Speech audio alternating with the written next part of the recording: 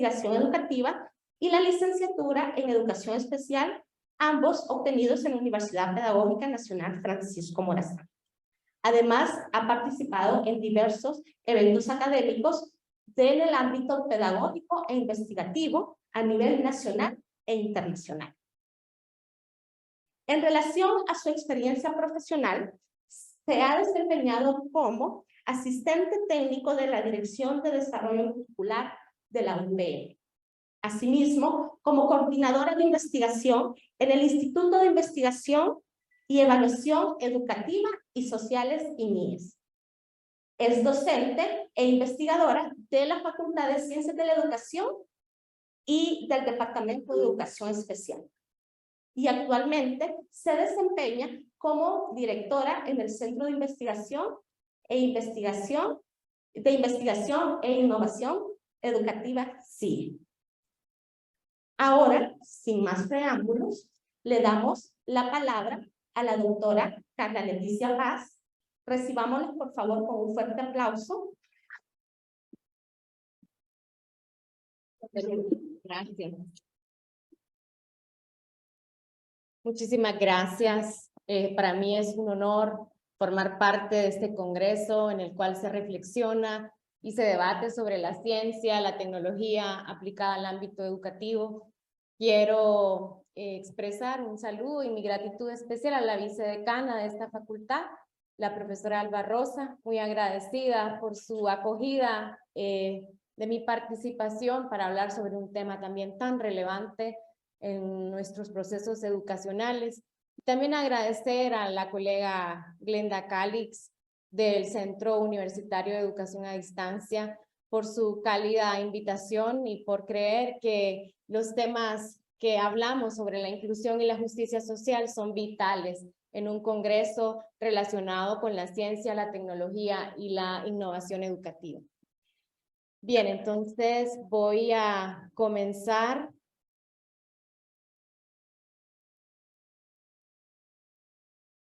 con esta presentación.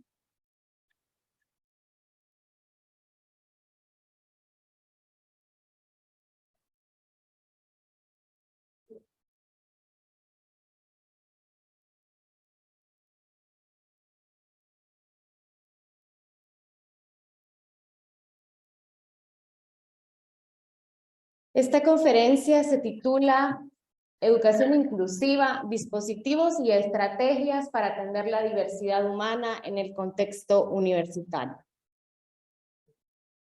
Y los puntos que estaremos abordando para discutir esta temática son los siguientes. Primero, hablaremos sobre diversidad humana y dos elementos claves que se están moviendo muchísimo en el ámbito educativo y también en el ámbito social, como ser la teoría de la interseccionalidad y la teoría de la justicia social, como dos pilares básicos de atención a la diversidad en los contextos sociales y educativos.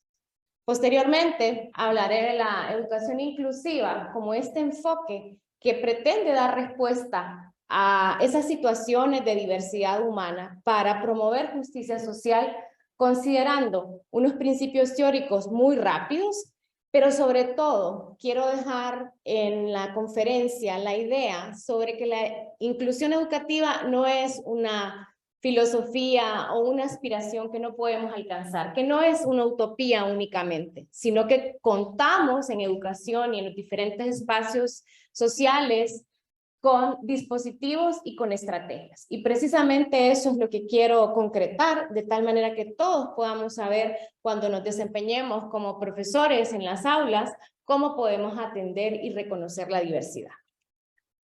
Teniendo en cuenta estos puntos, entonces hablaré sobre la diversidad humana. Para Arnaiz, la diversidad se considera como ese conjunto de características que hacen a las personas y a los grupos distintos en relación a diferentes factores, como físicos, genéticos, culturales y personales. En el caso de Parrilla, ella explica que la diversidad hace referencia a variados colectivos heterogéneos, a una multiplicidad de representaciones y manifestaciones dentro de esos grupos. y que estos grupos van a generar heterogeneidad. Es decir, hay que romper la idea de que todos nuestros estudiantes en la universidad o en la escuela o en el colegio son iguales, son grupos homogéneos. Esto es una falsa creencia. La verdadera creencia y la verdadera situación del contexto que vivimos en las aulas es un contexto diverso y heterogéneo. Entonces, esta diversidad se puede expresar en diferentes colectivos a razones de edad, de intereses, religión, capacidad mental, color de la piel, sexo o procedencia social de los miembros que constituimos una sociedad. Esta diversidad, entonces, los teóricos nos dicen, se manifiesta en diferentes dimensiones. Una dimensión personal, una dimensión de aprendizaje y una dimensión social. Cuando hablamos de la dimensión personal, acotamos esta dimensión a todas aquellas diferencias que tienen que ver con nuestra edad, con nuestro género, con nuestro sexo, con nuestra capacidad cognitiva, con nuestras capacidades afectivas y relacionales, porque eso también se conoce como diversidad afectiva y es sumamente importante y potente en los procesos de aprendizaje y de enseñanza. Y luego también hablamos de las diferencias que se derivan desde las situaciones de aprendizaje, estilos, ritmos de aprendizaje, formas de comprensión, formas de atención y captación de los estímulos sensoriales en un salón de clases. Todas esas son diversidades que no hemos aprendido a reconocer porque hemos sido formados para atender un tipo de estudiante promedio. También está la diversidad social, aquella que pertenece a nuestros elementos sociales y culturales, nuestra lengua, nuestra nacionalidad, nuestro grupo étnico, si pertenecemos a un grupo étnico, nuestras creencias y agrupaciones religiosas, nuestro estrato social, todo eso también representa focos de diversidad. Y podríamos pensar que la diversidad es unidimensional. Sin embargo, Crenshaw, que es una antropóloga feminista y que ha estudiado la diversidad en los últimos años, acuña esta teoría o esta herramienta explicativa de la diversidad llamada interseccionalidad. ¿Y qué es la interseccionalidad? Es una forma de entender y de analizar la complejidad del mundo, de las personas y de las experiencias humanas. Es también la capacidad de cómo sucesos, circunstancias de la vida social, política de una persona inciden en sus características de diversidad. En general, estos factores están considerados en múltiples dimensiones, en múltiples intersecciones y van a influirse mutuamente para conformar en nosotros diferentes dimensiones de la diversidad. En lo que se refiere a la desigualdad, la interseccionalidad viene a darnos una respuesta de cómo romper situaciones de opresión, de exclusión y de marginación, para entender que la diversidad no es una situación que nos marca y nos etiqueta y que no nos permite desarrollarnos como seres humanos. Entonces, lo que buscamos con la interseccionalidad es tener una herramienta analítica que ofrezca a las personas un acceso a la comprensión de la complejidad del mundo y de sí mismos. Y aquí podemos ejemplificar entonces en la figura lo que significa la interseccionalidad. Es decir, no solo se trata de pertenecer a un grupo vulnerable, soy mujer, por ejemplo, sino soy mujer, madre de familia, pertenezco a un grupo étnico, tengo un estrato social bajo, y eso va marcando diferentes situaciones y diferentes focos que pueden impactar y convertirse en barreras de aprendizaje y participación, como más adelante lo vamos a ver. Lo que queremos entonces es que desde la educación, la teoría de la interseccionalidad nos sirva para comprender cómo podemos minimizar el impacto de la opresión, de la discriminación, de la dominación de clases hegemónicas sobre otras. ¿Para qué? Para que los estudiantes no se sientan marginados y excluidos de los procesos educativos. En ese sentido, entonces, también frente a este reconocimiento La herramienta de la interseccionalidad, desde su valor crítico y desde su carácter práctico, nos ayuda a detectar y analizar esas dimensiones tangibles de la diversidad y tratar de minimizar los aspectos que pueden generar desigualdad, exclusión e injusticia, por formar parte de un grupo vulnerado, por formar parte de una característica de un ámbito de la diversidad humana que, como he dicho, muchas veces se ha enfrentado a situaciones postergadas y a brechas enormes para poder ingresar, permanecer y participar en los procesos educativos. Porque no se trata solo del acceso de las personas vulnerables, se trata también de configurar estrategias y dispositivos para que puedan tener una permanencia exitosa y de calidad en los contextos educativos, sobre todo a nivel universitario, sabiendo que este es un nivel educativo que muchas de las veces está postergado e inalcanzable para muchos de nuestros compatriotas y muchos latinoamericanos y personas en el mundo. En ese sentido, entonces, necesitamos en la universidad empezar a utilizar la interseccionalidad como una herramienta analítica que nos permita, como he dicho, reconocer esa diversidad, verla como un valor educativo, porque la diversidad es un valor, no es un problema, es una oportunidad.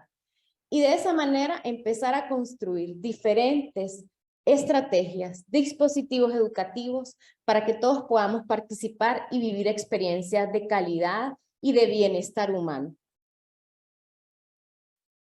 Entonces, cuando hablamos también de interseccionalidad, como ya lo decía, hablamos también de justicia social. Y la justicia social nos explican los teóricos, por ejemplo, Montaner, que es una de las analíticas de la justicia social, nos explica que la justicia social en educación se interpreta considerando estas tres dimensiones. La distribución, es decir, la oportunidad que tienen los estudiantes de acceder a la vida universitaria, a la carrera que desean estudiar, a las asignaturas que muchas veces quieren cursar y que a veces tenemos serias dificultades para poder cumplir todas esas expectativas, pero ahí hay justicia, justicia en la distribución del derecho a la educación, luego reconocimiento, que se reconozca mi diversidad, quién yo soy, que se aprecie, que se valore, que no se vea, como he dicho, como un obstáculo, como un problema, como una angustia, sino como la capacidad que tenemos todos en la universidad de aprender a desarrollar nuestra profesión docente. Parte de lo que nosotras desarrollamos en educación especial siempre es decirle a nuestras estudiantes, no existen recetas, no existe un manual de conjunto, de pasos de lo que hay que hacer para atender la diversidad. Se necesita mucha creatividad, se necesita mucho trabajo, mucho estudio y basar nuestras prácticas en la evidencia investigativa, la cual nos indica cuáles son esas buenas prácticas para atender las diferencias. Entonces necesitamos también reconocer que están esas áreas de la diversidad humana, reconocer esa interseccionalidad, de que no solo es un estudiante con discapacidad, sino que adicionalmente es mujer y es misquita. Y viene de una zona postergada del país donde hay cantidad de brechas digitales. Necesitamos hacer ese reconocimiento. Si no reconocemos la diversidad, es muy difícil que podamos atenderla. Y la reconocemos no para etiquetarla, no para decir, este es un estudiante que pertenece a un grupo étnico, este es un estudiante sordo, este es un estudiante de un estrato social bajo. No es para etiquetar, es para poder configurar desde la libertad y desde el respeto condiciones de trabajo y condiciones de vida para el aprendizaje. Y finalmente, la justicia social también es participación. De nada sirve que un estudiante esté presente en nuestros salones de clase si no participa, si no se involucra. Si cuando se debe desarrollar un trabajo en equipo, sus compañeros dicen no, con él no porque él no puede, porque él no entiende, porque él no tiene tiempo, porque él trabaja y tiene hijos y nunca puede tener espacio para trabajar con nosotros. Entonces también la participación es un elemento clave. Las investigaciones que hemos hecho en la universidad nos han revelado que una de las cosas más difíciles para nuestros estudiantes es trabajar en equipo. Precisamente por eso, porque se trata de reconocer las diversidades y empezar a buscar puentes dialógicos de cómo poder concretar esa colaboración.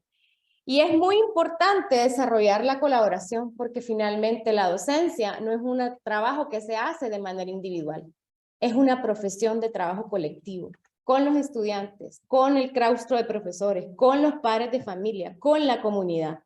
Y si no aprendemos a trabajar en equipo desde estas instancias, en nuestro trabajo profesional va a ser mucho más difícil que podamos hacerlo. Entonces, promover justicia social significa distribución, reconocimiento y participación de todos y todas en las experiencias educativas. Y hemos llegado entonces al tema de la inclusión educativa. Ok, frente a esta diversidad, frente a esta situación que es tangible y es real, de que todos merecemos el derecho a la educación, de que todos merecemos nuestro pleno desarrollo como humanos, se perfila como un enfoque educativo que nos permite concretar el discurso de la diversidad. Porque la diversidad a lo largo de la historia ha sido reconocida, pero muchas veces se ha atendido de manera excluyente. Y en esto podemos encontrar numerosas prácticas: la educación indigenista, la educación de la niña y del varón, la educación especial, aunque yo vengo de la educación especial, pero hay que reconocer que la educación especial ha sido una estrategia, una formación para un tipo de personas. Entonces, lo que queremos es migrar hacia una visión, hacia un enfoque en el que se aprecia y se valora a todos y todas por igual. Entonces, ¿qué es la inclusión? Para eso debemos tener algunas consideraciones. Primero, existe un marco amplio de política internacional que nos avala la atención a la diversidad desde los contextos educacionales. Estas conferencias son la de Educación Superior de la UNESCO y la Conferencia de Educación para Todos en sus diferentes años de realización. Y finalmente, los Objetivos de Desarrollo Sostenible también están apuntando hacia el reconocimiento de la diversidad y hacia el deseo de que la universidad se convierta en un contexto inclusivo, participativo y democrático. Teniendo en consideración entonces estos elementos, hay que decir que la inclusión significa hablar de todo el alumnado, no de una parte, no solo de los estudiantes con discapacidad, no solo de los estudiantes culturalmente diversos, sino reconocer otras diversidades que han estado encubiertas. ¿Como cuáles? Como la diversidad afectiva. Muchos de nuestros estudiantes tienen serias dificultades de ansiedad, de estrés, de angustia, de temor, de depresión. Y esas diversidades pasan inadvertidas en nuestros salones de clase. Ese solo es un ejemplo de estos focos de diversidad que no están siendo reconocidos en nuestra comunidad universitaria. No porque no lo querramos, sino porque nos hace falta mucho conocimiento de cómo atender y reconocer la diversidad. Necesitamos entonces también, cuando hablamos de inclusión, que todos sean reconocidos, que todos participen activamente, que las personas se sientan aceptadas, queridas, que se sientan iguales al otro, que se sientan parte de ese salón de clases, que se sientan parte de ese equipo de trabajo, de ese proyecto que se está realizando. Y cuando hablamos de educación inclusiva, entonces hablamos de que debe desarrollarse en todos los planos y dimensiones de la vida universitaria. Y que por lo tanto necesitamos configurar nuevas estrategias, nuevas formas de organización y nuevas formas de enseñar y evaluar. Porque hasta el momento hemos estado desarrollando procesos bastante homogéneos o con una mirada del déficit. ¿Cuál es esa mirada del déficit? Es una persona con discapacidad, entonces tiene que ir a unos servicios específicos y hay que hacer unas adaptaciones curriculares, que ya más adelante vamos a hablar cuáles son las tendencias en temas de adaptación curricular, hacia dónde está apuntando la neurociencia y hacia dónde está apuntando la educación inclusiva. También entonces, cuando hablamos de todo el alumnado, es necesario que en primer lugar consideremos el tema de las políticas universitarias. Entonces, las políticas universitarias deben ser inclusivas. Generalmente las políticas universitarias están encaminadas a atender esos déficits y por eso tenemos políticas compensatorias. Bueno, como no traen una buena base, de español y de matemáticas, hagamos un curso propedéutico. Y con esto no quiero decir que los cursos propedéuticos no son correctos, pero no debe ser la única medida, la única estrategia para poder atender esa situación de diversidad que es un nivel de desempeño y de competencia en la comunicación y en el uso de la lógica y la matemática. Entonces sí necesitamos empezar a reconocer que requerimos otro tipo de dispositivos que no se basen en la perspectiva del déficit. Y esto es dilemático. Y esto es, sin lugar a dudas, un desafío enorme que tenemos en la universidad. Y uno de los desafíos grandes, como lo he dicho hasta el momento, es poder reconocer que esa diversidad muchas veces está mediada por lo que se llama barreras de aprendizaje y participación. Ainscoe y todos los colaboradores que posteriormente han estado trabajando en temas de inclusión han creado una herramienta analítica llamada el Índice de Inclusión Educativa, que fue creada y diseñada en el ámbito anglosajón, específicamente en Inglaterra, pero que posteriormente ha sido traducida y probada en muchos escenarios latinoamericanos, iberoamericanos, y que estamos también llamados como institución universitaria a implementar y a reconocer cuál es nuestro índice de inclusión. Porque también esa es otra característica. La inclusión no es un todo y un nada. No es que no somos inclusivos. No es que estamos segregando. Son dos puntos de una misma cuerda que están en tensión y que lo que necesitamos es encontrar un balance entre la diversidad y las respuestas educativas. Entonces, tenemos que tener cuidado con el señalamiento de decir, no somos inclusivos, porque estamos en proceso de. La vida de la inclusión y de la justicia social es precisamente eso, un proceso de reconocer dónde están los focos de desigualdad y de exclusión y cómo podemos generar estrategias y dispositivos para aminorar el impacto de esas desigualdades. Cuando reconocemos entonces las barreras, el segundo elemento será traducir esas barreras en facilitadoras del aprendizaje.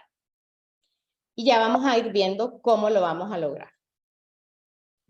Entonces, Puig-Delibol en el 2009 explica que generalmente las barreras de aprendizaje y participación son más o menos de esta índole. Las actitudinales, porque tenemos a pensar y a creer que una persona con discapacidad o una persona con una diversidad evidente no tiene las capacidades para estar en el ámbito universitario, por ejemplo. Y existen muchas experiencias, yo misma he sido testigo en otros contextos internacionales de cómo existen programas de atención a estudiantes con discapacidad intelectual a nivel de la educación superior. Tenemos mucho que recorrer todavía, porque las barreras actitudinales son enormes. Segundo, las barreras metodológicas. Aprendemos un tipo de metodología que generalmente no reconoce la diversidad, sino que lo que reconoce es el promedio. Lo que es promedio, lo que funciona generalmente para todos. Y hay que decir que cuando hablamos de diversidad tampoco se trata de grandes dispositivos y grandes estrategias. Generalmente lo que funciona para unos puede funcionar también para todos. Organizativas, cómo también organizamos y agrupamos a nuestro alumnado. Y también el otro aspecto, la otra barrera que podemos considerar son las barreras sociales, que emanan de situaciones como la economía, las desigualdades sociales, culturales, las familias y de dónde vienen las familias también en las cuales ese muchacho, esa muchacha que está en la universidad es el primer miembro de su familia que llegó a la universidad.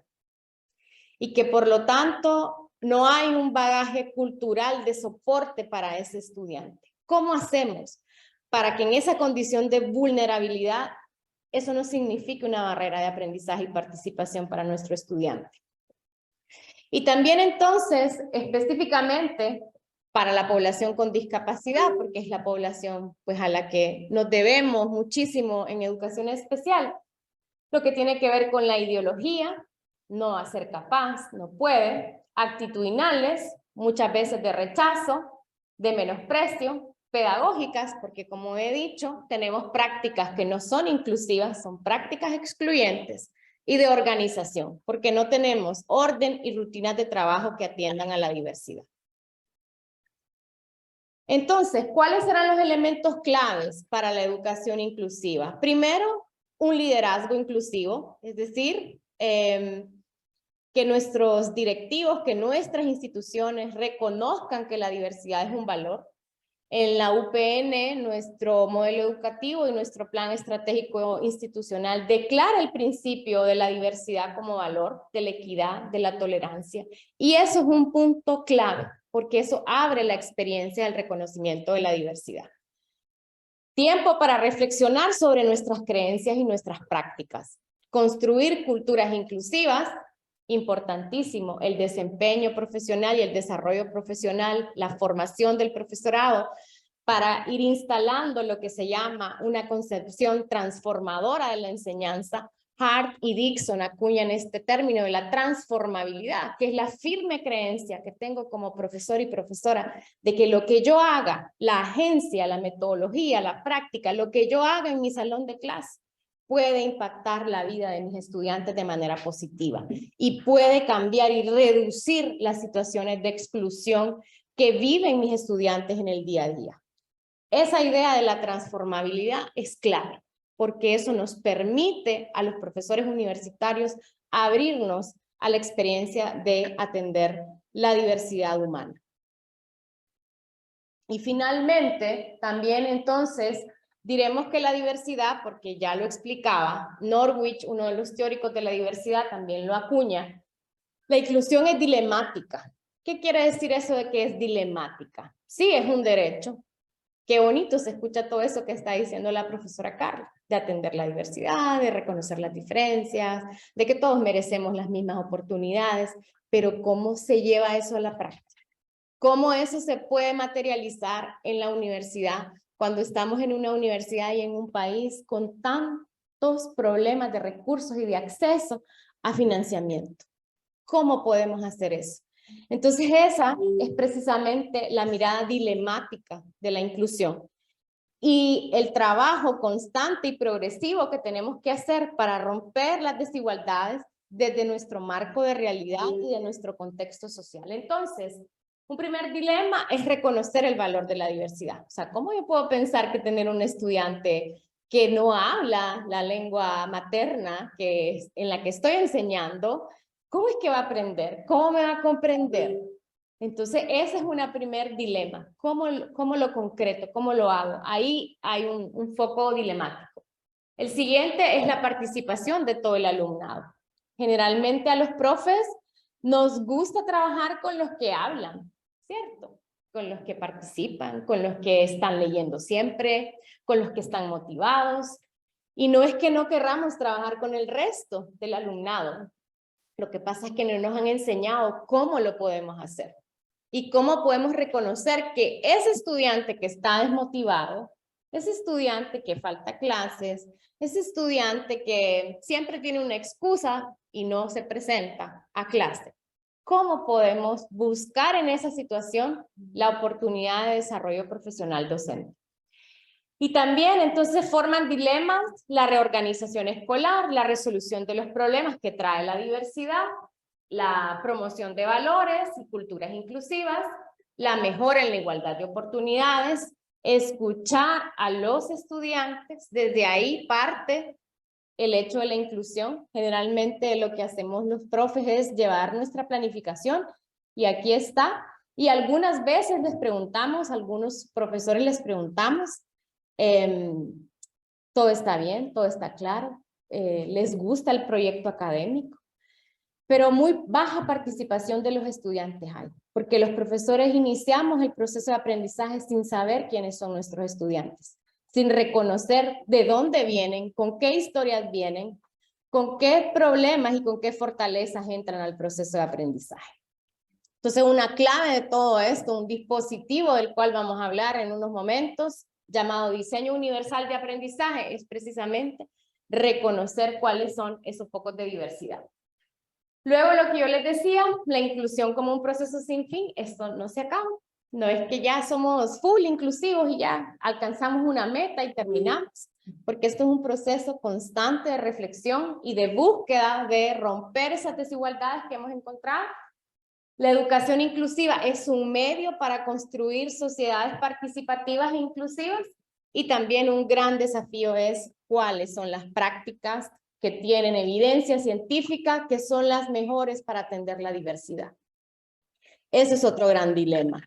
Y por eso necesitamos mucha investigación en el ámbito latinoamericano para saber qué es lo que realmente es pertinente para atender la diversidad. Y entonces llegamos al corazón de esta conferencia, que es precisamente saber, bueno, ¿cómo podemos concretar? ¿Qué es lo que podemos hacer para atender la diversidad? Y en este momento entonces hablaré de las diferentes estrategias que tenemos a disposición para atender la diversidad. Si reconocemos la diversidad socioeconómica, entonces la universidad debe contar con un programa de becas, de apoyo socioeconómico, de alojamiento solidario y de convenios de intervención social que permitan la mejora de las condiciones socioeconómicas de los estudiantes. Si reconocemos la diversidad de género, ¿de acuerdo? ¿Qué es lo que vamos a tener en la universidad? Planes de igualdad, formación y sensibilización sobre el reconocimiento del género como una forma de diferencia, y no es porque hayan demasiadas diferencias, ya la neurociencia lo ha dicho, entre un hombre y una mujer, simple y sencillamente es que los roles de género nos han marcado diferentes oportunidades para hombres y mujeres. Y más en las sociedades latinoamericanas, donde todavía tenemos una cultura patriarcal, de prevalencia del patriarcado y no de estas oportunidades que tenemos de reconocimiento de las mujeres, también de nuestros derechos. Entonces, por eso es muy importante que estemos revisando en la universidad qué prácticas pueden estar generándose para violentar el derecho a la educación de mujeres y de varones, porque también la masculinidad es un foco importante en este proceso de reconocimiento de la diversidad. Y luego necesitamos un programa de prevención de la violencia de género, que es muy alta, que últimamente se ha incrementado, y que necesitamos entonces ofrecer esa asistencia a nuestra población estudiantil, porque jóvenes, colegas, si no tenemos un estudiante en bienestar, por mucho que hagamos, ese estudiante no va a aprender. Entonces requerimos generar esas condiciones. En temas de discapacidad, todo lo que son los planes integrales, normativas y protocolos de adaptación, y los programas de orientación y los sistemas de apoyo, que nosotros en la universidad hemos configurado un programa bastante robusto para atender el sector discapacidad y también la diversidad cultural. Respecto a la edad también es un foco de diversidad. Y en la universidad, desde hace algunos años, en el 2004, que desarrollamos un diagnóstico para caracterizar a la población estudiantil de la UPN en términos de diversidad, nos dimos cuenta que un porcentaje significativo de nuestros estudiantes tiene sobreedad. Es decir, están en la universidad con edades no tradicionales de aprendizaje. Y por lo tanto, entonces requerimos para ellos programas formativos para estudiantes mayores, porque las personas mayores no aprenden al mismo ritmo, a la misma velocidad que nosotros. Y también necesitamos convocatorias y programas específicos. En cuanto a la población migrante, ayudas económicas, orientación y apoyo lingüístico serían algunas de las estrategias. Y luego esta diversidad que a mí me gusta, hay muchas otras áreas de la diversidad, he tratado de incluir una gama de ellos, una parcela de ellos, porque sé también que hay otros ámbitos de la diversidad de los que yo podría hacer mención que podrían ser quizás desagradables para nosotros, ¿verdad? Entonces he tratado de incluir en este sentido esas diversidades que, como he dicho, son más reconocidas y que quizás esta, que a mí siempre me ha llamado muchísimo la atención, pues tiende a estar, como he dicho, diluida y no se reconoce la diversidad afectiva.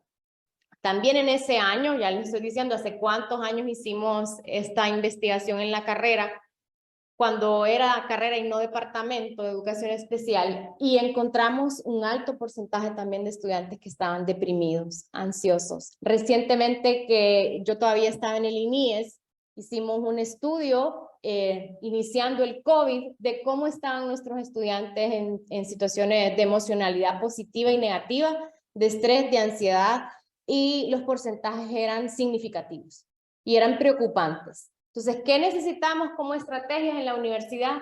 Necesitamos planes de atención integral, programas de orientación y consejería, que los tenemos también en la universidad, pero debemos robustecerlos.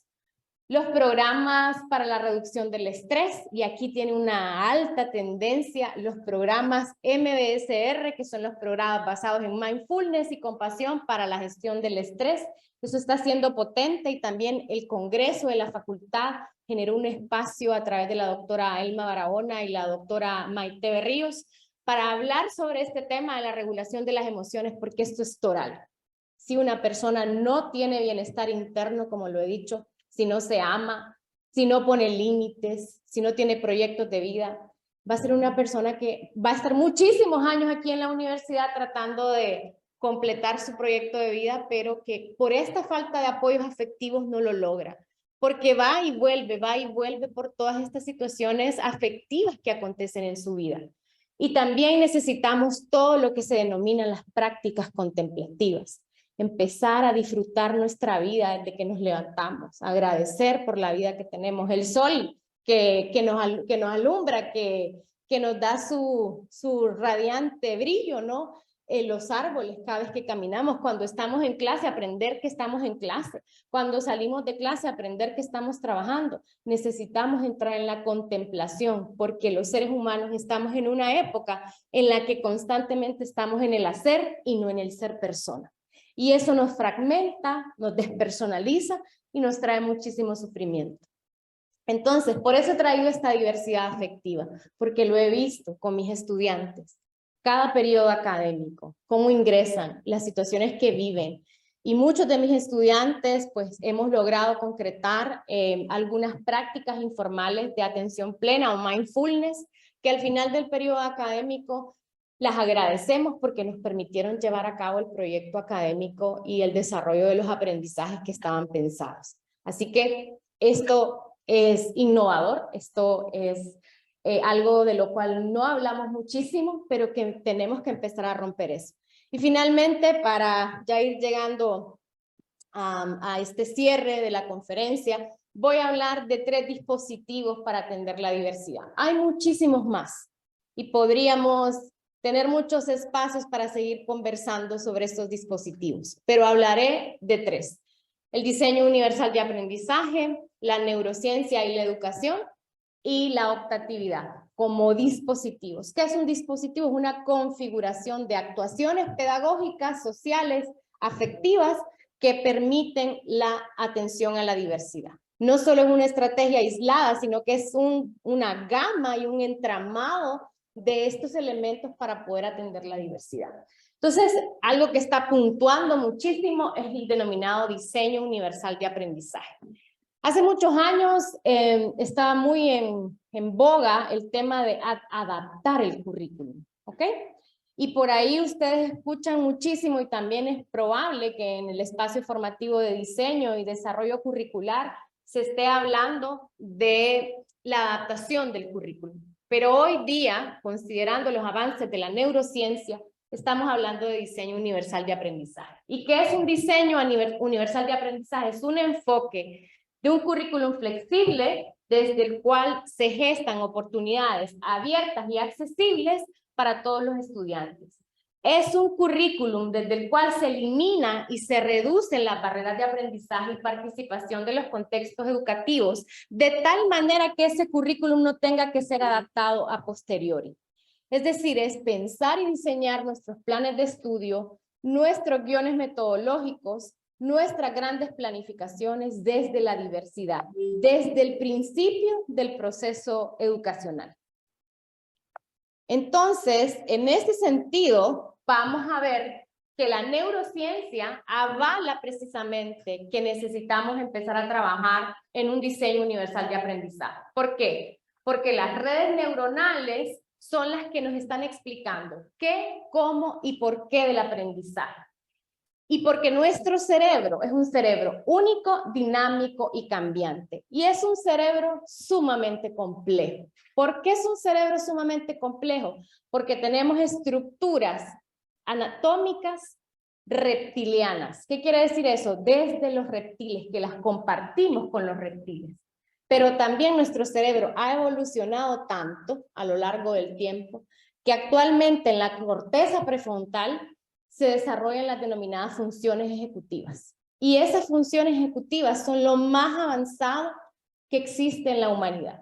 Y entonces nuestro cerebro está entre situaciones de respuesta reptilianas. ¿Qué hacen los reptiles? No se mueven, se esconden, se camuflajean, no tomar decisiones, quedarnos ahí porque nos da miedo, sentimos dolor por esto, nos da miedo ir a hablar con la profesora. Nos da miedo decirle que tenemos un problema. ¿Quién está actuando ahí? El cerebro reptiliano. Entonces necesitamos ir más allá, a las funciones ejecutivas de alto nivel y a comprender siempre que nuestro cerebro tiene la gran característica de ser plástico, resiliente, dinámico y cambiante. Y que necesitamos de la neurociencia, como ya lo vamos a ver, en educación para comprender cómo atender la diversidad. Entonces el DUA tiene 3 principios. Un principio del qué, es decir, las redes de conocimiento. Ahí en este principio lo que queremos es cómo presentamos la información a nuestros estudiantes, que generalmente la información que presentamos es de índole visual y auditiva, pero qué otras cosas podemos hacer para atender todas esas formas de captación sensorial de la información. También necesitamos empezar, el otro principio del DUA es el cómo, es decir, configurar redes estratégicas. ¿Cómo le permito a mi estudiante expresarse, planificar, comunicar cómo ha estado aprendiendo ese nuevo contenido, esa competencia? Generalmente lo que hacemos es, bueno, un examen para todos, porque con esa herramienta yo estoy segura que voy a saber cómo aprendieron todos. Entonces, no estamos configurando una red estratégica, sino que estamos replicando prácticas de evaluación que también ya nos ha dicho la evidencia que no son tan efectivas para evaluar el desarrollo de los aprendizajes.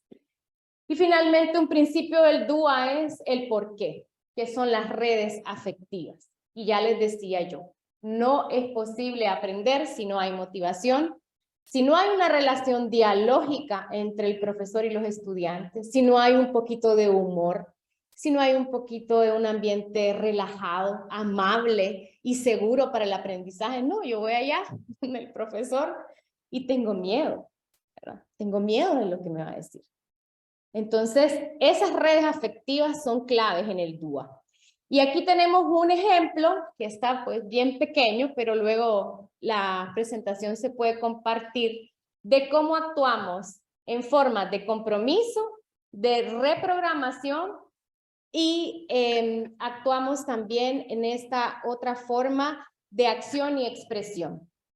Y aquí pues están situaciones como en la parte de compromiso, trabajar la autorregulación, también en la parte de representación, cómo mejorar la comprensión, el lenguaje entre nuestros estudiantes y nosotros que estamos facilitando el proceso. Y finalmente esas formas de acción y expresión, que aquí cabe muchísimo la acción física, importa mucho el cuerpo, importa mucho la postura de nuestros estudiantes cuando están recibiendo clases. Estos 2 sentidos se llaman propiocepción e interocepción. Son nuevas formas de descubrir que aparte de los 5 sentidos tenemos estas 2 otras salidas de información.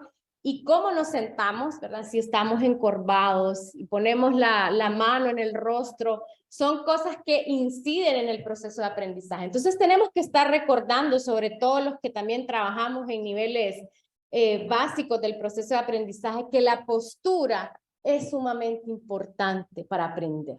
Cómo nos sentamos, cómo agarramos el lápiz, todo eso tiene que ver a la hora de aprender. Y finalmente lo que ya decía, las funciones ejecutivas, que son las que regulan todo nuestro proceso. Entonces, en términos generales, esto es el DUA, muchísimo para aprender, en temas de diseño universal de aprendizaje. El segundo dispositivo será neurociencia y educación, perdón, recordando que las últimas tendencias demuestran una clara relación entre cognición y emoción, una clara evidencia de que el cerebro se moldea por el contexto y por la experiencia, es decir, son las experiencias que vivimos, es el contexto en el que vivimos lo que moldea nuestro cerebro. Y por tanto, los contextos que vivamos en la universidad deben ser espacios protectores, deben ser espacios de bienestar, de amabilidad, de compasión. Y por compasión no quiero decir tener lástima de otra persona, quiero decir reconocer el sufrimiento y poder hacer algo para modificarlo. Hay muchísimas tendencias en neurociencia que apuntan precisamente a escenarios de intervención basados en la compasión. Precisamente yo estoy en una formación con una organización en Argentina llamada Motivación Compasiva, que está apuntando a trabajar en los escenarios educativos sentimientos como la vergüenza y la culpa, porque son dos sentimientos que aparecen muchísimo en nuestros salones de clase. Siento vergüenza porque no sabía la respuesta. Siento vergüenza porque no traje el trabajo, porque no entré temprano. Siento culpa. Entonces, ¿cómo trabajar esas dos emociones que no son útiles, porque no lo son, no nos sirven? ¿Cómo podemos ir hacia esa mirada más compasiva en el aprendizaje? Así que esperemos pronto poder concretar con los profesionales que estamos trabajando estas temáticas en la universidad por algunos ensayos de cómo implementar la compasión en los procesos de aula. Lo otro interesantísimo que está surgiendo es la teoría del nervio vago, la teoría polivagal de Porges. Es potentísima. ¿Y qué nos habla? El nervio vago es el nervio más grande que tenemos en nuestro organismo y es el que regula nuestras situaciones emocionales. ¿Nos desregula o nos regula? ¿Qué es desregularnos? Estar en esa situación, ¿verdad? De pena, de tristeza, de ansiedad. Yo misma lo he vivido. Yo misma he sentido muchas veces no poder con el problema que estoy pasando. Pero aquí hay que entonces entrar en lo que se llama la activación del vago ventral, que es ese vago mielinizado, especializado, que nos permite regularnos a través del contacto, a través de otras prácticas que ya hemos ido un poco configurando. Pero lo que el nervio vago tiene que aportar a la vida humana es sumamente importante. Y los hallazgos, lo que se está introduciendo en la psicología, en la neurociencia, en la psiquiatría, en algún momento van a llegar al ámbito educativo y estamos llamados a informarnos de que estas son las nuevas teorías que se están trabajando respecto a la situación de nuestro desarrollo neurológico y afectivo. Y finalmente, lo que ya decía, desde el diseño universal de aprendizaje, recordar que tenemos un cerebro bien complejo, sumamente avanzado, porque tenemos esas funciones ejecutivas, atención, planificación, organización, todo eso son funciones ejecutivas y eso se practica, se desarrolla. Ya para ir llegando a las ideas finales, recordar que en lo que estamos hablando de neurociencia de educación, importantísimo las teorías sobre el sistema de regulación de las emociones. Está comprobado que nos manejamos en 3 sistemas afectivos, un sistema de incentivo, un sistema afiliativo y un sistema de amenaza. Si los estudiantes y los profesores nos movemos en un sistema de amenaza, de tener miedo, porque hoy ya se suspendió la clase por la lluvia, porque hoy no me funcionó el internet, porque hoy tuve tal problema, entonces vamos a tener mucha ansiedad, mucha ira y se van a elevar los niveles de cortisol, que es la hormona que funciona cuando estamos en situaciones de estrés. Entonces, ¿qué necesitamos también en el aula? Como un dispositivo inclusivo para atender la diversidad, activar el sistema de incentivos y el sistema afiliativo.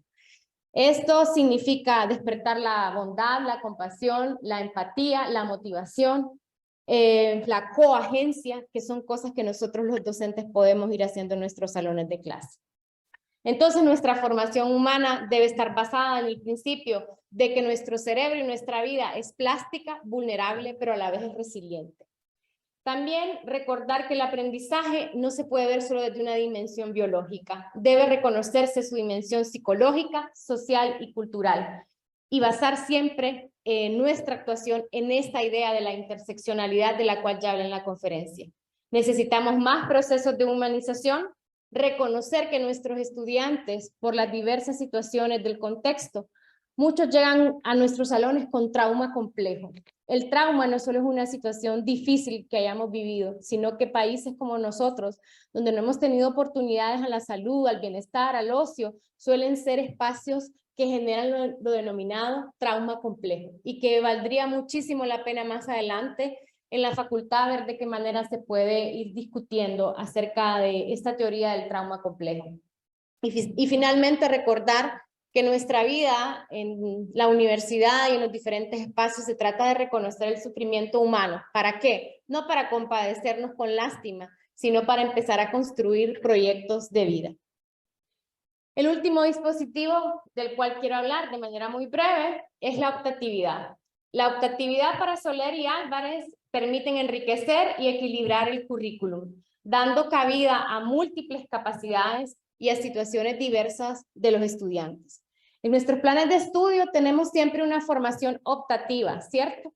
Pero esa optatividad es bastante restringida. No tenemos muchas oportunidades de elegir realmente. O sea, tengo que llevar una clase electiva del entorno humano, tengo que llevar una clase electiva de la parte ambiental. Tengo que hacerlo porque eso me lo piden en la universidad. O sea, hablamos de optatividad como una gama de oportunidades que tienen los estudiantes para fortalecer eso que realmente les puede llevar a desarrollarse plenamente. ¿Y qué podría ser eso? Lo estamos también impulsando muchísimo en la universidad. Talleres, seminarios, cursos, clubes, no sé, un curso de repostería, un curso de preservación de alimentos, tenemos también el centro de idiomas, estamos procurando en la universidad impulsar todos esos sectores de tal manera que haya más opciones para el desarrollo humano. Y entonces la optatividad lo que quiere es alcanzar objetivos por diferentes vías que no sean necesariamente las cosas que están prescritas en el currículum y ampliar también la gama de espacios formativos o materias que nos permitan, como he dicho, ir fortaleciendo todas esas situaciones humanas. Para finalizar, quiero dejar un mensaje de Gabor Mate. Es un neurólogo, neurocientífico que ha estudiado muchísimo las situaciones de trauma, que nos dice, puede que no seamos responsables del mundo que creó nuestras mentes, pero podemos asumir responsabilidad por la mente con la que creamos nuestro mundo. ¿Qué quiere decir eso? No tuvimos posibilidades de elegir cómo venimos a este mundo y lo que está aconteciendo en este mundo, pero sí tenemos posibilidad y responsabilidad de con nuestros actos, nuestra mente y con nuestras intervenciones de hacer cosas diferentes. Entonces, por eso estamos llamados a reconocer la diversidad, a promover justicia social a través de las dinámicas de la inclusión educativa y de estas estrategias y dispositivos muy generales que yo he podido compartir con ustedes en esta conferencia. Agradecerles a todos. Probablemente haya muchas preguntas o muchas reflexiones que hacer y estamos aquí para compartir con ustedes. Gracias.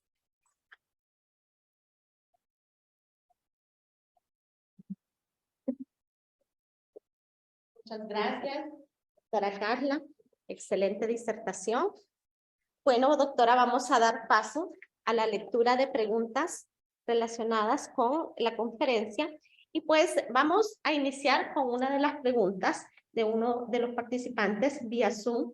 Hugo Arita nos dice, ¿qué sucede o qué debe hacer aquel docente que no incluye a ciertos estudiantes por diferentes tipos de preferencias? Ideología política, incapacidades físicas, etc. He visto casos de docentes que excluyen a ciertos estudiantes por cosas así. De repente hasta usan el racismo, machismo y entre otros. Sí. ¿Qué podemos hacer en este caso? Uno de los puntos que yo señalaba es el reconocimiento de la diversidad como un valor. No reconocer la diversidad como un problema, porque ahí lo que está pasando es que vemos a ese estudiante como un problema. Y muchas veces también ese estudiante refleja un temor que tenemos como profesor. También los profesores estamos expuestos a una situación de sentirnos eficaces y capaces de desarrollar el proceso de aprendizaje. Y cuando tenemos un estudiante para el cual no hemos recibido nosotros formación, lo primero que hacemos es rechazar. No sé cómo es esto, el cerebro, esa es otra cosa también, es una enseñanza sumamente importante. El cerebro se siente bien en aquello que es familiar para él. ¿De acuerdo? Lo que no es familiar le genera un choque, una disociación. Entonces, necesitamos por eso en todos nuestros espacios universitarios que nuestras redes de acompañamiento docente generen espacios para conversar sobre estas cosas. Y necesitamos que nuestros programas de desarrollo profesional tiendan a trabajar las creencias, porque estas son creencias y concepciones. Entonces, ¿qué puede hacer el profesor? Individualmente, es probable que si no tiene esa situación de condición empática, va a ser difícil que él pueda generar todas esas condiciones de bienestar.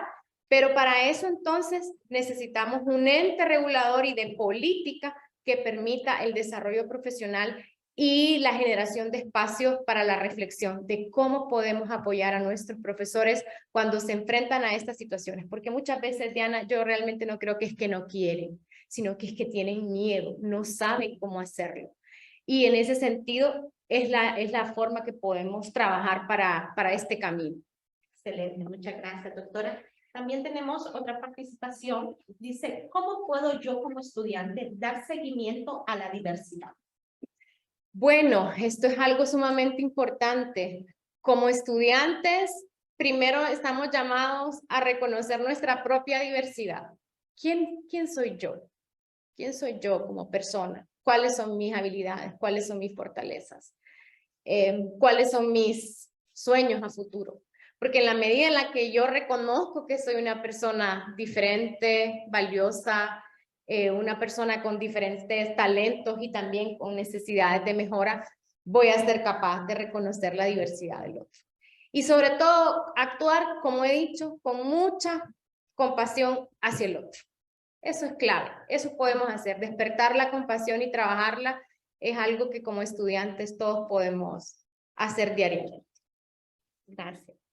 Gracias. Esta pregunta está relacionada con la investigación que usted comentó de INIES. Dado los resultados de investigación, ¿cuál es la razón o las causas de que los estudiantes estén deprimidos, cansados, estresados o ansiosos? Bueno, recordemos que en primera instancia el COVID significó para toda la humanidad un hecho que no esperábamos y para el que no estábamos preparados.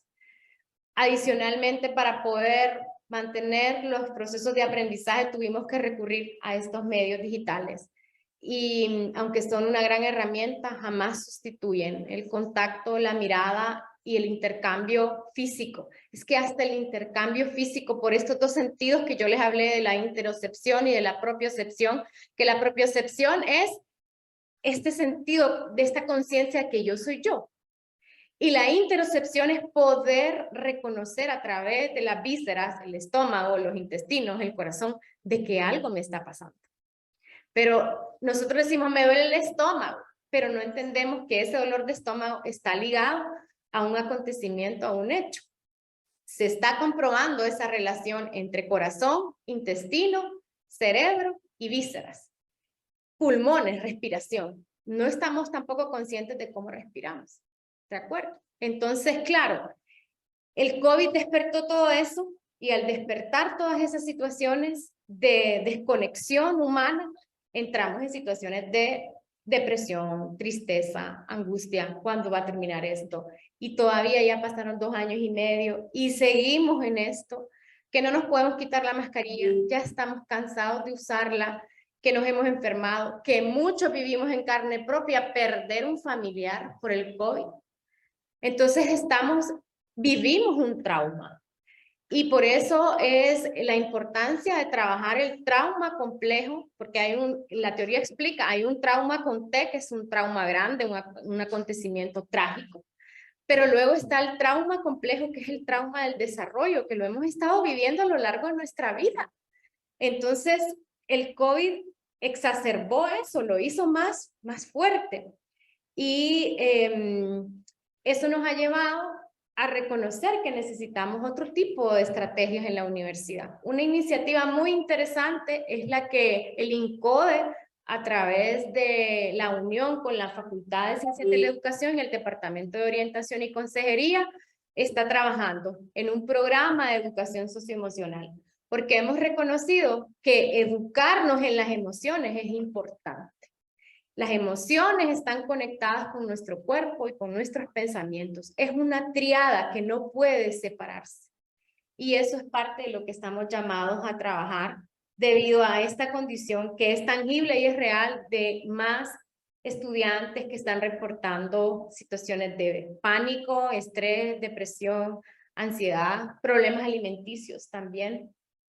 Entonces, trabajar bajo esta línea puede ayudarnos a atender esta diversidad afectiva. Ok, muchas gracias. Y tiene mucha razón. Como lo menciona usted, para poder aprender tenemos que estar emocionalmente estables. Tenemos otro conjunto de preguntas relacionadas con los grupos marginados. Sí. Pero en este caso voy a seleccionar una. ¿Puede darnos usted un ejemplo contundente de un grupo marginado? Usted lo mencionaba en la disertación. Sí, ¿por qué se llaman grupos marginados o excluidos? Porque a pesar de que hemos abierto las puertas de ingreso a las instituciones de educación superior, estos grupos tienen bajas posibilidades de participación real en la vida universitaria. Les voy a contar algo muy sencillo que me pasó ayer. Tengo un estudiante de un grupo étnico, no voy a decir de cuál es, en un grupo de trabajo. Me escribió las compañeras del grupo que no podían trabajar con ese estudiante porque él no entendía qué era lo que había que hacer y que ellas no tenían tiempo para estar lidiando con el compañero. Y el compañero me llamó, me mandó muchos audios y me dijo, yo tengo 5 años de no estar estudiando, vengo de tal parte, no sé cómo se maneja la plataforma de la universidad, me siento muy mal porque entiendo a mis compañeras, no es que yo no quiera trabajar con ellas. Entonces ahí hay una situación visible de que hay un grupo, una persona que está vulnerada. No porque él lo quiera, sino que las circunstancias del contexto sí lo han llevado. No porque las compañeras sean malas personas, las compañeras están queriendo resolver una asignación en la cual deben de cumplir. Entonces, ¿qué es lo que hay que hacer aquí? Pues buscar la forma, como lo he dicho a través de estas estrategias, diálogo, adaptación, como he dicho, reconocer que está esa situación de diversidad y poder generar ese dispositivo de apoyo. Entonces, ese es un ejemplo tangible que lo vivimos a diario, muchísimos de los colegas en la universidad y que ustedes también, jóvenes que nos siguen por Zoom y que están aquí en el Paraninfo, también lo viven día con día. Estudiantes que trabajan o mamás solteras o papás solteros que no tienen quien les cuide a su niño y no pueden venir a trabajar. Entonces, la idea es cómo generamos estos apoyos. Desde hace muchos años se ha tenido una intención de tener un espacio de cuidado, no guardería, porque no quiero llamarlo guardería, porque no solo se trata de cuidar al niño, sino de estimularlo y atenderlo. Pero desde hace muchos años, tanto educación prebásica como educación especial han estado interesadas en generar este tipo de apoyo en la universidad y sería interesantísimo que lo pudiésemos tener para apoyar a nuestra población. Así es, muchas gracias. La siguiente pregunta. En el sistema educativo nacional, ¿cómo se puede promover las culturas inclusivas? Bueno, Ainscow ya en su literatura sobre el índice de inclusión nos dice cómo podemos promover la cultura inclusiva. De hecho, cuando nosotros estamos en el mes patrio es un mes idóneo para eso. O sea, cuéntanos de dónde vienes, quién es tu familia, una tradición de tu familia, qué es el objeto más valioso de tu familia. Compartir esas situaciones, compartir de dónde somos y quiénes somos a través de tertulias, conversatorios, ferias, que lo hacemos muchísimo en la UPN y yo lo voy a decir también en las escuelas de arte muchísimo, es algo que tenemos que seguir promoviendo. O sea, la cultura inclusiva es reconocer al otro y dar los espacios, generar los espacios de participación y de voz. Es poder decir, bueno, esta es mi opinión y no tengo miedo a expresarla porque es mía, me identifica como yo soy. Así se puede empezar a construir cultura inclusiva en las escuelas otorgando mucho ejercicio de participación. Otra de las cosas que hacemos muchísimo también es la elección del gobierno estudiantil. Parece una cosa sencilla, pero realmente es la representación de los estudiantes de un centro, es quienes expresan las necesidades de los niños. Entonces, todos estos organismos que también los tenemos en la universidad a través de las juntas directivas de carrera, de la representación de los estudiantes en los órganos de gobierno, todo eso es cultura inclusiva, porque es escuchar la voz de un ente tan importante para el proceso de aprendizaje como son los estudiantes. Excelente, gracias. Existen diversidad de preguntas, pero para finalizar vamos a quedarnos con esta. ¿Será una posibilidad para sensibilizar a los docentes en formación que en los planes de estudio se dé un espacio pedagógico que lo forme en el ámbito de la educación especial? Yo creo que sí. Les voy a contar que mi trabajo de tesis doctoral fue precisamente formación inicial de docentes para atención a la diversidad. Y una de las cosas que yo propongo en la tesis es precisamente generar un espacio curricular común para todas las carreras, para que cuando vayan a la práctica profesional no digan, es que yo no sé qué es esto de la diversidad, no sé qué es un diseño universal de aprendizaje, no sé qué es esto de un agrupamiento flexible. ¿Qué es eso de agrupamiento flexible, profe? Y no saben. Entonces sí necesitamos ese espacio. Yo espero que esta revisión curricular que estamos haciendo en la universidad nos conlleve a eso. Y también tenemos un esfuerzo de investigación de transversalizar la competencia genérica de aprecio por la diversidad humana, la convivencia en paz y la multiculturalidad. Nosotros tenemos en los planes de estudio esa competencia. Entonces, en mi grupo de trabajo, con quien yo desarrollo investigación con mis colegas, propusimos un manual de cómo se puede transversalizar esa competencia en diferentes espacios formativos, en pedagogía, en diseño y desarrollo curricular, en evaluación de los aprendizajes orientados, en práctica 1, en práctica 2, en seminario de desarrollo profesional. Entonces yo creo que lo que más falta es articular los esfuerzos de investigación que hemos estado haciendo y tratar de ver de qué forma los vamos materializando, porque sí hay iniciativas, sí hay esfuerzos. Yo vuelvo a mencionar el programa MOCA de las compañeras de turismo, a quien yo pues les rindo el honor y el respeto que el esfuerzo que las compañeras están haciendo merece, porque es ofrecer una oportunidad de formación integral y para el bienestar humano. Entonces hay que rescatar esas buenas prácticas que están en los departamentos y empezar a fortalecer la estrategia que ya la universidad tiene, o el dispositivo más bien más grande que tiene la universidad, que está alojado en la Dirección de Servicios Estudiantiles, que es la DICE. Y el otro gran eslabón que hay que fortalecer es pues a nuestra unidad de desarrollo profesional docente, porque allí vamos a tener la posibilidad de seguirnos formando todos los profesores. Ni nosotras, Dianita también, que es mi colega, ni nosotras, que somos de educación especial, lo sabemos todo y podemos todo. Lo que hacemos siempre es reflexionar constantemente. ¿Qué estamos haciendo? ¿Cómo estamos incidiendo? ¿Quiénes son nuestros estudiantes? ¿Cómo les ayudamos? Y en un constante proceso de investigación en acción. Eso es lo que hacemos. Y ahí se materializa esa idea de que los profes somos investigadores. No es investigación de alto nivel la que necesitamos. Necesitamos investigación de aula, rutinaria, para que nuestra práctica no se vuelva mecánica, sino que nuestra práctica se vuelva, como ya lo decía yo, contemplativa, compasiva y generadora de oportunidades de desarrollo humano. Muchas gracias. Gracias. Carla. También existen diversidad de comentarios relacionados con la excelente ponencia, ¿verdad? De este tema tan interesante y tan significativo para los docentes en el sistema educativo. Bueno, en nombre de la Universidad Pedagógica Nacional Francisco Morazán y de la Facultad de Ciencias y Tecnología, agradecemos, ¿verdad?, su participación y pues en este caso voy a hacer lectura de un diploma de reconocimiento que tenemos para usted, que también está en pantalla. La Facultad de Ciencia y Tecnología, Universidad Pedagógica Nacional Francisco Morazán, otorgan el presente diploma de agradecimiento a Carla Leticia Paz por su colaboración al desarrollar la conferencia Educación Inclusiva, Dispositivos y Estrategias para atender la diversidad humana en el contexto universitario, en el tercer Congreso de la Facultad de Ciencia y Tecnología, FACCIT, los nuevos escenarios de la educación, llevado a cabo del 12 al 14 de octubre del presente año, extendido en la ciudad de Tegucigalpa, Honduras, a los 14 días del mes de octubre del 2022, firmado y sellado por el magíster Bartolomé Chinchilla, vicerrector académico, y el magíster Carlos Aguilar, decano de la facultad.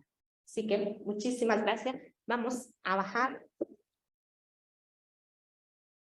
para que los participantes virtuales puedan ver el diploma de conocimiento. Muchísimas gracias. Gracias. Gracias también nuevamente a la vicedecana, quien ha estado muy pendiente de esta conferencia, y también a la presidenta por sus compañías, su entusiasmo de divulgar esta conferencia que yo creo que está necesaria para todos nosotros empezar a hablar sobre el reconocimiento de la diversidad, la sostenibilidad social y la mejora del bienestar humano. Gracias a todos y les deseo un excelente congreso y bueno, van a tener también que sea una asamblea llena de mucho agradecimiento por los logros que esta facultad le da a esta casa de estudios, promoviendo siempre la ciencia y la tecnología en el espacio humano. Gracias. Excelente. Bueno, con esto hemos llegado al final de esta actividad. Agradecemos a nuestros participantes virtuales y que nos acompañan de manera presencial, asimismo a la vicedecana de la Facultad de Ciencia y Tecnología, la magíster Alba Rosa González, por su presencia. Asimismo, también queremos agradecer y extender nuestra muestra de agradecimiento a los docentes que nos acompañan de manera presencial y también del web. Así que muchas gracias. Asimismo, también les invitamos a que nos acompañen en la actividad que tenemos por la jornada de la tarde a la 1 p.m. Es el concurso de póster científicos. Así que están cordialmente invitados. Feliz día.